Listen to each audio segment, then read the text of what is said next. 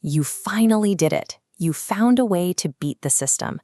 By booking your flights, your hotels, and your airport transfers separately, you managed to cut exactly 15% off the total price a travel agent quoted you. But then you look at your browser history. You have spent the last 6 hours cross-referencing 40 different tabs, trying to align layovers with regional train schedules. And because you are the only one holding the pieces together, you have assumed all the rest. If one connection is missed, there is no single point of accountability to fix it. A single booking error now means spending your afternoon on hold with 3 different vendors, trying to resolve a problem that a single provider would have handled for you. You saved 15% in cash, but to get it, you effectively took on a 6-hour shift as an unpaid logistics coordinator.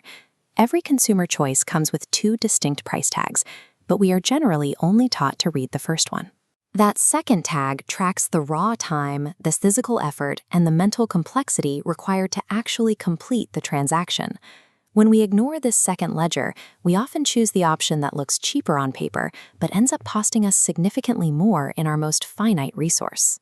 In 1937, economist Ronald Coase published a paper asking a simple question: if open markets are so efficient, why do we have companies?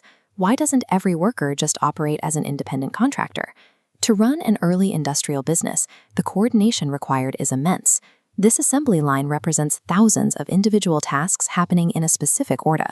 Coase realized that if a factory had to source, negotiate, and enforce a separate legal contract for every single person on that floor, the administrative burden would be so heavy the factory could never actually build a car. He defined this friction as a transaction cost, the price you pay just to use the market. A firm only exists because it's cheaper to manage people internally than it is to pay the transaction costs of hiring them one by one for every single task.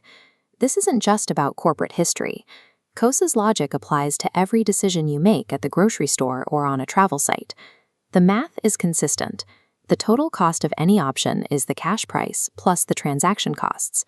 When you pay more for a travel agent or a bundled service, you aren't just buying convenience. You are buying a mini-hick to eliminate the friction and the risk of the open market. Understanding when to pay that premium depends on where you are in the time-money inversion. In your early 20s, your resources are usually lopsided. You likely have a surplus of time, but your cash is strictly limited. At this stage, underpricing your time makes sense.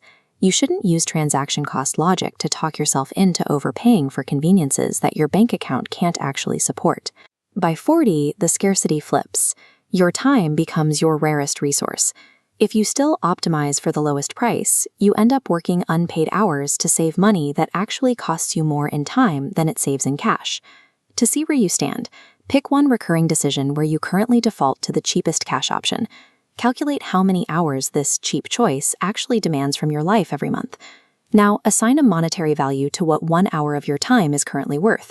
Multiply those hours by that rate to find the real transaction cost you've been ignoring. Look at that total and decide if the cheaper option is actually a deal, or a debt you can no longer afford to pay. If you don't make this calculation, you will spend your later decades working unpaid hours just to save pennies. Financial maturity is the realization that your life is a firm, and your most important job is setting the boundaries that protect your time.